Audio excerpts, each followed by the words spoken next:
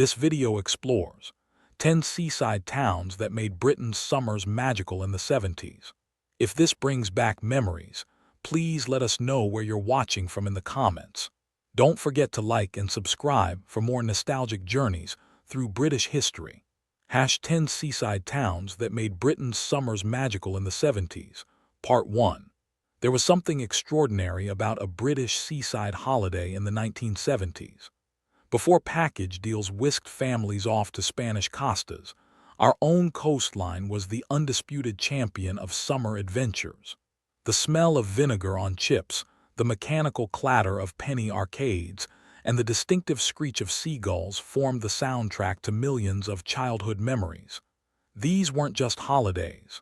They were rituals that shaped who we became.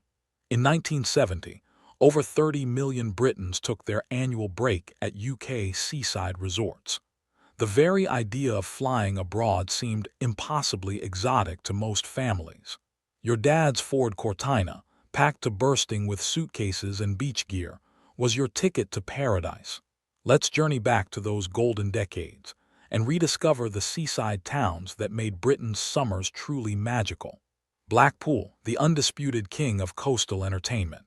Blackpool wasn't just a seaside town in the 70s. It was a phenomenon. This Lancashire resort attracted 15 million visitors annually during its heyday.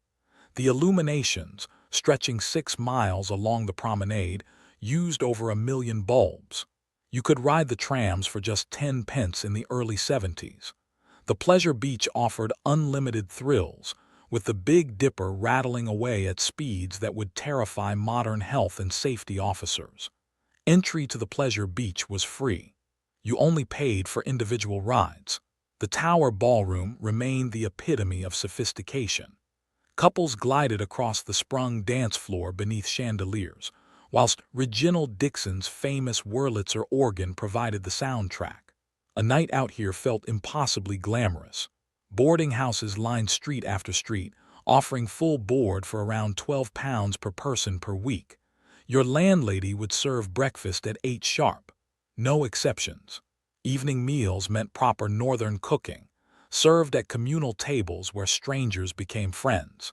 The Golden Mile heaved with humanity on summer days.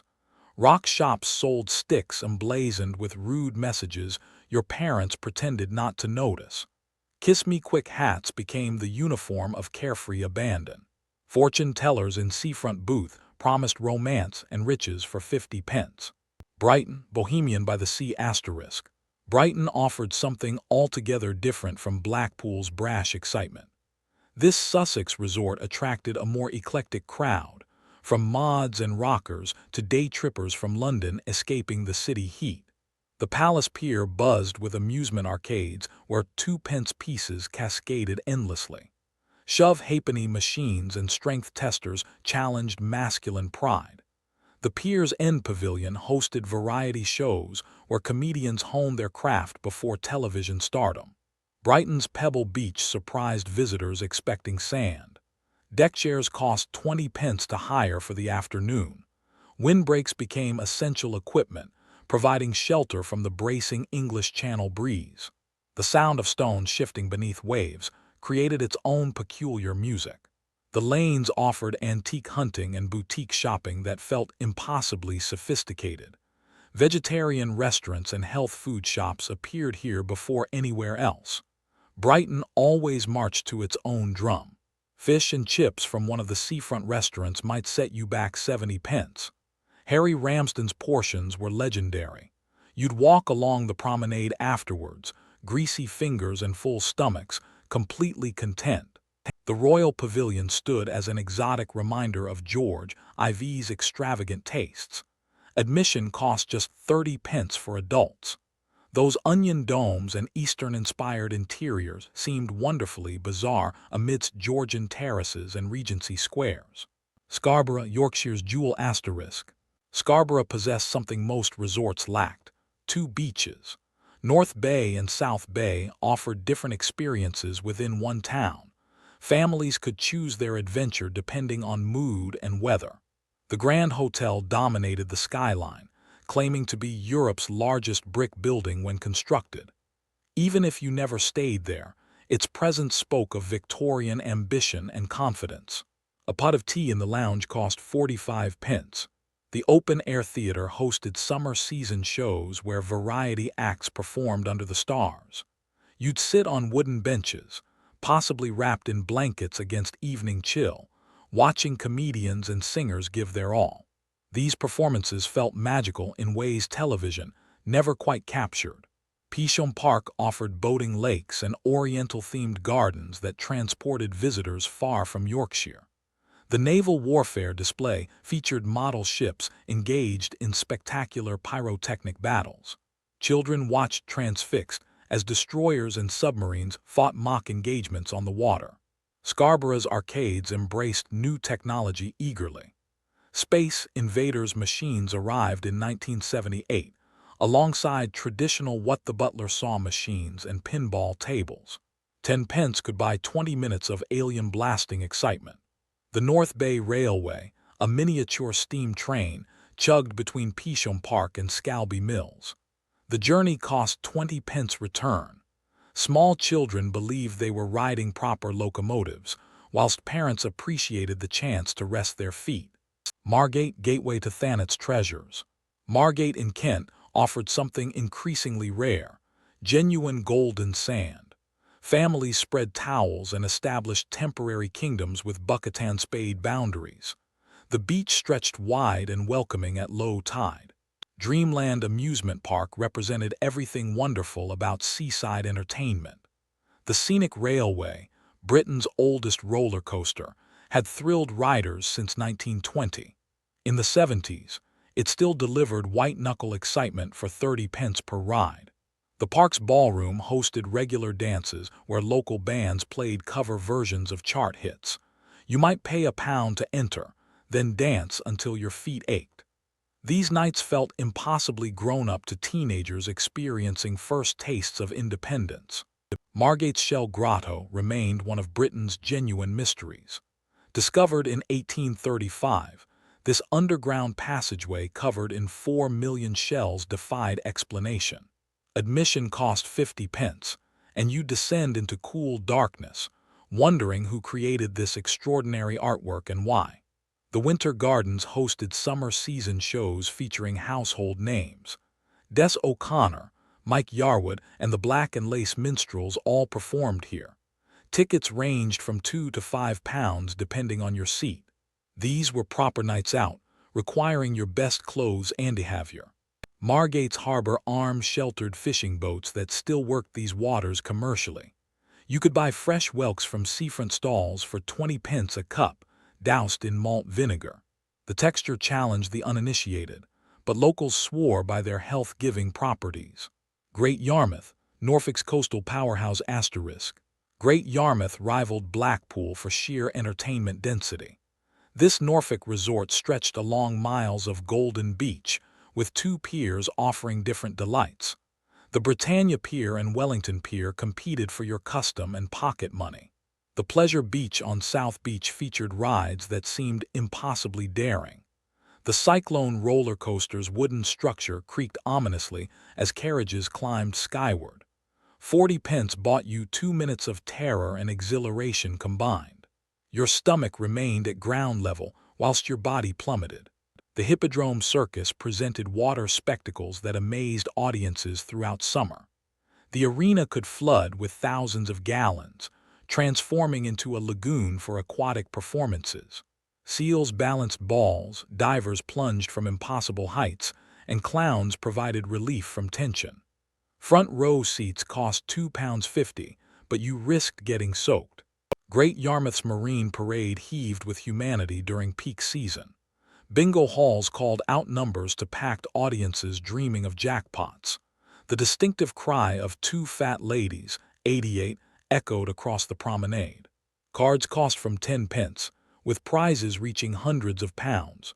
Fish processing remained vital to Yarmouth's economy despite tourism's dominance. Bloater smoking houses still operated, filling streets with that distinctive aroma. You either loved it or found it overpowering. There wasn't much middle ground on the subject. Bournemouth, the sophisticated choice asterisk. Bournemouth cultivated an altogether more refined atmosphere than northern resorts. This Dorset town attracted families seeking something genteel. 7 miles of sandy beaches stretched between wooded chines that tumbled down to the sea. The Pier Theatre hosted summer repertory seasons featuring plays and light entertainment. Productions maintained proper theatrical standards rather than pure variety. Admission ranged from £1.50 to £3. Audiences dressed smartly, treating evenings as cultural occasions. Bournemouth's lower gardens offered immaculately maintained flower displays and a bandstand where municipal orchestras performed daily. You'd sit on benches surrounded by roses and rhododendrons, listening to waltzes and light classical pieces. These concerts were completely free, funded by ratepayers. The town's microclimate meant temperatures often exceeded other southern resorts by several degrees. Council publicity materials never tired of mentioning this advantage. Palm trees actually grew here, providing exotic backdrop to thoroughly British proceedings. Department stores like Bobby's and Brit's dominated the town center. These establishments maintained standards of service already disappearing elsewhere. Shop assistants wore proper uniforms and addressed customers formally. Purchases were wrapped carefully, never stuffed into plastic bags. Beach huts along Bournemouth's seafront changed hands for substantial sums even in the 70s. Owning one represented status and commitment to the town. Annual license fees cost around £50, but owners cherished their private beach territory. Southend-on-Sea, London's playground. Southend served Greater London's population with cheerful efficiency. The longest pleasure pier in the world stretched over a mile into the Thames estuary. The electric railway carried visitors to the pierhead for 20p return. Walking back meant counting over 4,000 steps. The Kersal amusement park dominated the seafront with its distinctive dome. Inside, the fun fair offered everything from dodgems to ghost trains. The nearby bowling alley introduced 10-pin bowling to families who'd only known traditional 9-pins. Games cost 35p. Southend's golden mile of amusement arcades rivaled anything Blackpool offered. Roll-a-penny games tempted punters convinced they'd mastered the technique. One-armed bandits accepted old pennies and threepenny bits, occasionally rewarding players with jackpots that cascaded into metal trays. Peter Pan's Adventure Playground on Western Esplanade provided free entertainment for younger children. Slides, swings, and climbing frames kept families occupied for hours without spending money. This democratic approach to leisure meant everyone could enjoy Southend regardless of budget. The Cliff Lift, installed in 1912, still ferried visitors between seafront and clifftop. The journey cost just 5p and saved weary legs after hours on the beach. Children pressed faces against windows, thrilled by this simple piece of Victorian engineering. Weymouth, Dorset's Georgian gem. Weymouth maintained elegance derived from Georgian royal patronage. George III's statue on the esplanade reminded visitors of the town's distinguished history.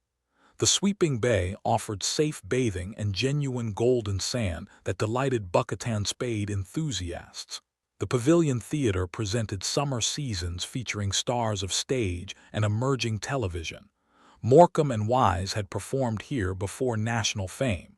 Tickets started at £1.20. The building's Art Deco styling felt wonderfully glamorous to audiences more familiar with church halls. Weymouth Harbor bustled with fishing boats and pleasure craft offering trips to Portland Bill. Mackerel fishing expeditions cost £2 per person. You'd return hours later, sunburnt and triumphant, with fish for your landlady to cook for breakfast. The town maintained strict standards about beach behavior. Deck chairs were arranged in neat rows. Litter was unthinkable. This orderliness appealed to families seeking wholesome, controlled holidays. Everything felt safe and predictable in the best possible way. These seaside towns represented more than holiday destinations. They were places where British society relaxed its usual formalities and simply enjoyed itself. The memories created here sustained us through long winters and working weeks.